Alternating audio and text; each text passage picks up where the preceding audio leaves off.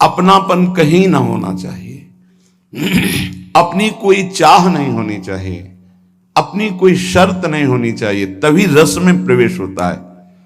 यहां बहुत सी हमारी मांगे हैं, इसके कारण हमारे हृदय में वृंदावन में रहते हुए रस की बात सुनते हुए भी रस जागृत नहीं हो पाता। बहुत काल इसीलिए लग जाता है इन कामनाओं का नाश करने में। सच्ची मानिए, यदि विवेक पूर्वक आश्रित हो जाओ तो ये कामनाएं भी नष्ट हो जाएंगी, क्योंकि ऐसा घेरा कृपा सिंधु प्रभु कर देंगे कि आप विषय सेवन कर ही नहीं पाएंगे। जैसे छोटा बच्चा संसार की किसी वस्तु को चाहने लगता है तो मां उसको झटक देती है, उसको भय दिखाती, नहीं ये नहीं खाना, ये नहीं देखना। ऐसे मेरे प्रभु हैं। हम लोगों का स्वभाव उनके ज्ञान समुद्र के आगे छोटे बच्चे जैसा है। जैसे बच्चे खिलौनों में आकर्षित होते हैं, ऐसे माया के रचे हुए विविध खिलौनों में पूरा का पूरा जीवन बर्बाद कर देते हैं। कोई बड़े भाग्यशाली होते हैं जो इन खिलौनों से खेलना बंद करके रोना शुरू कर देते हैं कि अब मुझे खेल नहीं, अब मुझे अपनी मां की गोद चाहिए। वो बच्चा जैसे रोता है, ऐसे रुरुदु सुस्वरम राजन कृष्ण दर्शन लालसा। हमारा हृदय रोने लगे, मुझे प्रिया लाल चाहिए, मुझे भगवत प्राप्ति करनी है। ये बड़ी दुर्लभ बात है और ये रसिक संग से आ ही जाती, क्योंकि ऐसा घेरा होता है। मन विषयों को चाहता है, विषय मिलेंगे नहीं तो फिर लगता है अब इससे बचे कैसे। तो राधा वल्लभ श्री हरिवंश ये बचने का सिद्ध उपाय है। राधा वल्लभ भजत भज भली भली सब होए। कोई भी चित्त वृत्ति आपको फंसा नहीं पाएगी, सब भला होगा। होए विषय विषनाश, होए वृंदावन बस गति, होए सुदृढ़ सत्संग, होए रस रीति अगाधा, होए सुजस जग प्रगट, होए पद प्रीति सुराधा। राधा वल्लभ राधा वल्लभ राधा वल्लभ ये स्वयं जपो और जिनके मुख से निकलता है उनकी चरणों में प्रणाम करो, उनकी चरण धूलि माथे पे धारण करो। होए विषय विषनाश, ये जो विषय रूपी विष हमारे हृदय में फैल रहा है इसका नाश हो जाएगा। सिद्ध औषधि है। जासु नाम भव भेषज, इस संसार रूपी महान फसाव से बचाकर सच्चिदानंद में स्थित करने की सिद्ध ये पद्धति है। मुख में नाम, हृदय में ध्यान। मान लीजिए, बार बार कर, शाम की भी यही कहा था, मान लीजिए। होए विषय विषनाश, होए वृंदावन बस गति, होए सुदृढ़ सत्संग, होए रस रीति अगाधा, होए सुजस जग प्रगट, होए पद प्रीति सुराधा। सब कुछ इसी से प्राप्त हो जाएगा। श्रीपाद प्रबोधानंद जी महाराज कह रहे हैं, यदि आपको रसिकों का संग मिल गया है, वृंदावन वास मिल गया है, तो दोष दर्शन मत करना। क्यों? यहां अगर हमें दोष दिखाई दे रहा तभी तो हम दोष दर्शन करते हैं। तो कह रहे हैं, वृंदावनस्थेष्वपियेत्र दोषा नारोपयन्ति स्थिर जंगमेषु आनंदमूर्ति स्वपराधीनस् ते श्री राधिका माधवयो कथम स्युः। जो श्री जी की कृपा से वृंदावन आया, वृंदावन धाम में भले 1-2 दिन ही वास किया, उसको चाहिए कि अपनी दृष्टि बचावे, या जो अखंड वृंदावन वास कर रहा है, किसी भी प्राणी में दोष दर्शन यहां मत करना, क्योंकि सब राधा कृपा कटाक्ष से पूरित हैं। ये अभी उनमें दोष दिखाई दे रहा है, लेकिन वो दोषी नहीं होंगे, वो प्रियालाल को प्राप्त होंगे। आप ये विचार कीजिए कि प्रियालाल की कृपा से इनको वृंदावन वास मिला है, इनकी किसी साधना से नहीं मिला है। तो हो सकता है इनमें कोई असाधन हो, इनमें कोई त्रुटि हो, इनका स्वभाव कुछ बिगड़ रहा हो, पर महारानी जी ने पास कर दिया, इन्हें अपने महल में रख दिया, तो हम इन्हें प्रणाम करते हैं। हम इनके दोष दर्शन नहीं करेंगे। बोले यदि दोष दर्शन किया तो बोले दोष दर्शन यदि किया वृंदावन वासियों के प्रति, वैष्णवों के प्रति, तो राधा माधव कभी आप पर प्रसन्न नहीं हो सकते। फिर जीवन का लाभ क्या रहा? श्री राधिका माधवयो कथम शिव, वो आपसे कैसे प्रसन्न हो सकते हैं? उनके द्वारा स्वीकार किए हुए नीच जनों पर आप दोष दर्शन करें। नहीं, दोषी हैं तो कहते रहे कि हो सकता है उसमें दोष हो, पर वो रहेगा नहीं, उसका दोष नष्ट हो जाएगा, क्योंकि प्रियालाल ने स्वीकार किया है। इसीलिए गीता में श्री भगवान जी ने कहा है, अपिचेत सुदुराचारो भजते माम अनन्य भाग साधुर समंतव्य सम्यक व्यवसिता हिस्सा। वो सांगोपांग दुराचार पापाचार करता रहा है, उसके मन में एक बात आ गई कि मैं बहुत पापी हूं, सत्संग सुनकर या जैसे भी, मेरा उद्धार तो सिर्फ भगवान की करुणा से हो सकता है, और उसने अंदर से भगवान का आश्रय ले लिया। अब उसे तुम पापी नहीं कह सकते हो। भगवान कह रहे हैं साधुरेव समंतव्या, अब उसे साधु मानो। साधु को साधु मानने के लिए कभी आज्ञा नहीं दी गई। वो साधु नहीं है, वो पाप आचरण करने वाला पापी रहा है, दुराचारी रहा है, पर उसने भगवान का आश्रय ले लिया है। अब भगवान कह रहे हैं करो सद्य ते साधु समानम, मैं साधु बनाऊंगा। अब वो साम दाम और दंड भेद से सीधे रास्ते लाऊं, नकली से बनाऊं असली, भगत मेरे मुकुटमणि। भगवान की विशुद्ध कृपा होती है। ये अनंत जन्मों के ऐसे दुर्वासनाएं परत की परत छुपी हुई कि साधन भजन करते हुए भी वो निकलती रहती हैं। अगर जरा संग हो जाए अंदर की वासना का, तो हमको कहीं ना कहीं आसक्त कर देती है। बड़े कृपालु हैं, वो हमारी चूक को ना देख करके वो करुणा करते हैं और हमें आगे बढ़ाते हैं। श्रीपाद कह रहे हैं यदि आप ऐसा करेंगे तो राधा माधव आप पर कभी प्रसन्न नहीं होंगे। दोष दर्शन की आगे के श्लोक में निंदा की बात कर रहे हैं। ये वृंदावनवासी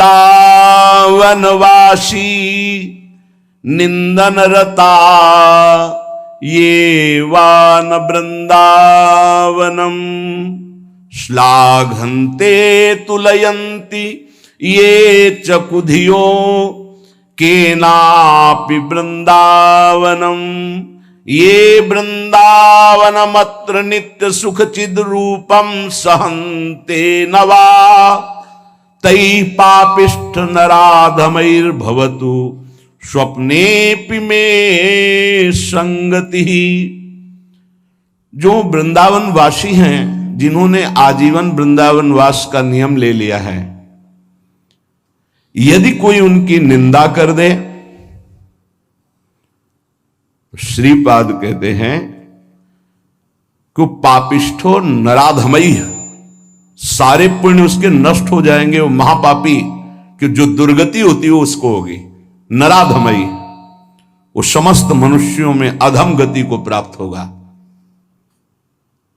वैसे भी सिद्धांत में ध्रुवदास जी ने वर्णन किया है, पर निंदा किए ते आवत नहीं कछु हाथ, मूर्ख पर्वत पाप को ले चल अपने साथ। दूसरों की निंदा करने से हाथ तो कुछ लगता नहीं, और पाप की पोटरी सर पर रखकर नरक जाना होता है।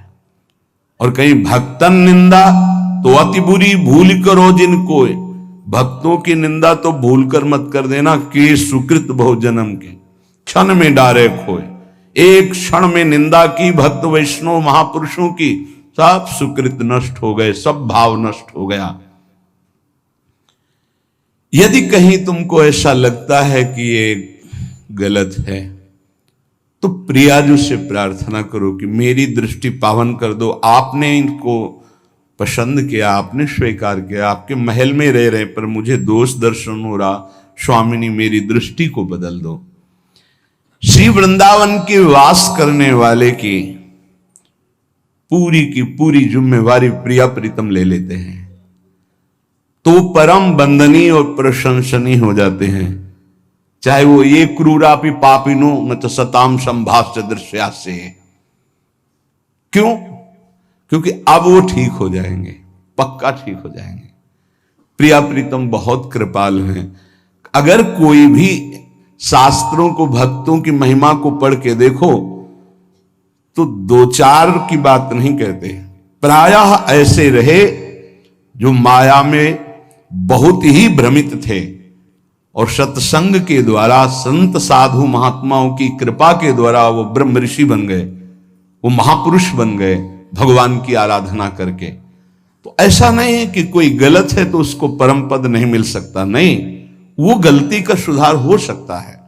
प्रिया प्रीतम की शरण में है, सुधार हो जाएगा। बहुत जन्मों का बिगड़ा हुआ मन है। जो मंदबुद्धि वैष्णव जनों की, कहीं के भी वैष्णव हो, चाहे गृहस्थ हो चाहे विरक्त हो, यदि भगवत आराधन परायण है, कभी भी उसकी छिद्रान्वेषण वृत्ति से दोष दर्शन न करे। ढूंढे कौन सा दोष हो सकता है। बहुत सावधानी की जरूरत है। आपका चिंतन आपकी स्थिति से हो रहा है, उनका व्यवहार चिंतन उनकी स्थिति से हो रहा है। तो किसी की स्थिति में जब तक अपनी स्थिति नहीं मिलाओगे तब तक स्थिति का पता नहीं चलेगा। तो ये तो तुम्हें पता है नहीं कि अंतःकरण तदात्म किया, उसकी स्थिति में पहुंचे और बात जान ली। तुम तो केवल देह भाव में स्थित हो, तो देह भाव के अनुसार यदि किसी वैष्णव की, किसी भगत की, किसी बाहरी चेष्टा पर, बड़े बड़े महापुरुषों की बड़े विचित्र लीलाएं होती, उनको समझ पाना बड़ा कठिन है। सत्संग हो रहा है, बीच सत्संग में सत्संग को रोक दिया श्री रामकृष्ण परमहंस जी, और लाओ वो ये पकोड़ा। विवेकानंद जी ने प्रार्थना की कि प्रभु, सत्संग में बीच में कई लोगों की श्रद्धा बिगड़ सकती है। ऐसे भाव में उनकी, तो उन्होंने कहा कि शरीर रजोगुण से चलता है, यदि रजोगुण न धारण करे तो अभी शरीर छूट जाए। जिस दिन मैं ना मांगू उस दिन जान जाना कि शरीर छूट जाएगा। एक दिन ऐसा ही हुआ, कुछ नहीं मांगा, सबको भय लग गया और शरीर पूरा हो गया। महापुरुषों की क्या लीलाएं हैं, अपने समझ के बाहर हैं। अपने को तो सिर्फ अपने हृदय को देखना है। और श्री वृंदावन की तुलना, समानता अगर कोई इस भौम में किसी परम धाम से करे तो सच्चिदानंद मयत्व महाप्रेम में वृंदावन धाम की अवहेलना करता है। जैसे कोई आते हैं बाहर से, बोले हम जान लेते हो वृंदावन ही है। किसी भी पवित्र स्थान को लेकर वृंदावन की समानता में सिर्फ वृंदावन है। बोलो त्रिभुवन में ऐसा कौन सा स्थान है जहां इतने ठाकुर विराजमान हो, इतने शालिग्राम भगवान विराजमान हो, इतने श्रीमद् भागवत विराजमान हो, इतने महाभागवत भक्त विराजमान हो, इतनी जगह अखंड नाम कीर्तन होता हो, इतनी जगह हजारों वैष्णव नाम जप कर रहे हो। ये तो बाहरी बात हुई, और अंतर में जितने सिद्धाचार्य महापुरुष सब यहीं विराजमान है। स्वयं प्रिया प्रीतम यहां विराजमान है। दिव्य लीलाएं उनकी निरंतर यहां चल रही। यहां की समानता सिर्फ वृंदावन ही कर सकता है। वृंदावन की समानता सिर्फ वृंदावन, प्रिया प्रीतम की समानता सिर्फ प्रिया प्रीतम, दूसरा कोई नहीं, अद्वितीय है। आगे की बात साधक के लिए कह रहे हैं। पहले में कहा दोष दर्शन नहीं करना, दूसरे में कहा निंदा नहीं करना। यदि निंदा करोगे तो पापिष्ठ नराधम दुर्गति को प्राप्त होगे, पक्की बात है। कई ऐसे साधक आते हैं कि हमारा सब कुछ लुट गया, पता नहीं क्यों भजन नहीं हो रहा। आपने कोई वैष्णव अपराध किया है। आप ध्यान दीजिएगा, आपके भजन में विक्षेप पड़ जाए और घंटा 2 घंटा 4 घंटा यदि भजन में विक्षेप रहे तो ये जानना कि गुण धर्म से ये विक्षेप पड़ रहा है। रजोगुण तमोगुण आ गया है इसलिए विक्षेप पड़ रहा है। इसमें कोई चिंता की बात नहीं, गुण धर्म का परिवर्तन होगा, फिर सही भजन होने लगेगा। कबहू तो थोरो भजन कबहू होत विशाल, मन को धीरज छुटे नहीं, गायन दूजी चाल। दूसरा, यदि 2 दिन 3 दिन आपका भजन में रुचि नहीं लग रही, तो जान लीजिए भोजन का दोष हो गया है। कोई ऐसा भोजन जो अधर्म की कमाई का है, वो आपको विक्षेप पहुंचा रहा है, वो 2-3 दिन में जलकर समाप्त हो जाएगा, क्योंकि आप भजन की चेष्टा कर रहे हैं, आपके अंदर पश्चाताप होगा, क्या बात है भजन क्यों नहीं हो रहा। तीसरा, यदि कई दिन तक भजन में विक्षेप पड़ रहा है तो फिर दूसरा कोई कारण नहीं हो सकता, वैष्णव अपराध बन गया। कोई न कोई वैष्णव अपराध बन गया, उसको खोजिए और तत्काल क्षमा याचना कीजिए, नहीं तो ये लंबा खिंचता ही चला जाएगा जब तक प्रायश्चित नहीं होगा। ये वैष्णव अपराध भजन को रोक देता है, भजन की वृत्ति ही नहीं उदय होने देता है, इसलिए सावधान। तीसरा, जो भजन में लगे हुए उपासक हैं, असह्य बहु दुर्वचो यदि वदन्ति साक्षात स्त्रियम बलादपहरन्ति चेत प्रिय सुतादिकं घृणन्ति वा धनाद्यपि च जीवनं यदि हरन्ति वृंदावन स्थितास्तदपि ते प्रिया मम भवन्ति वन्द्याः सदा। ये निष्ठाएं कलयुग में नहीं हो सकती, जैसी श्रीपाद वर्णन कर रहे हैं। यदि वृंदावनवासी हम हैं, प्रिया प्रीतम के उपासी हैं, कोई मेरे सामने मुझे गाली दे रहा है, मुझे बिल्कुल विचलित नहीं होना। ये यहां तक तो आगे जो वर्णन करें वो शायद ही कोई ऐसा असंभव इस समय वर्तमान में, जैसे रसिकानन्यमाल में कुछ महाभागवतों के चरित्र हैं, असंभव कि वैसा कोई कर ले। किसी के पुत्र को कोई मार दे और उसका चरणामृत उतारे। बड़ा आत्मनिष्ठ महापुरुषों का वर्णन है रसिकानन्यमाल में। यहां ऐसा ही कोई असह्य दुर्वचन गाली मुझे दे, मैं वृंदावन का आश्रय प्रिया प्रीतम कर लिया हूं, तो मेरा कर्तव्य है सह जाना। यद्यपि यह भी कठिन, पर यह सह सकते हैं। लेकिन आगे जो लिखा है, कैसे उसका वर्णन करें। मेरे सामने जबरदस्ती यदि मेरी अर्धांगिनी, मेरे पुत्र, मेरी संपत्ति, और उसका अलग अलग भाव लिखा है, स्त्रियं बलाद अपहरन्ति प्रिय श्रुतादिकम घृणन्ति धनाद्यपि च जीवनम यदि हरन्ति वृंदावन स्थितास्तदपि ते प्रिया मम भवन्ति वन्द्या सदा। गजब की बात है, गजब की है। कोई भगवान ही हृदय में आके बैठ जाए उस भक्त के, तो ये बात हो सकती है। यदि मेरे प्रियजनों का, इसमें तो घृणन थे, अंग भंग कर देना, मारना पीटना, तो भी मैं जो प्रिया प्रीतम का उपासी है, वृंदावन का आश्रय लिए वैष्णव है, मैं हाथ नहीं उठाऊंगा, मैं दुर्वचन नहीं बोलूंगा।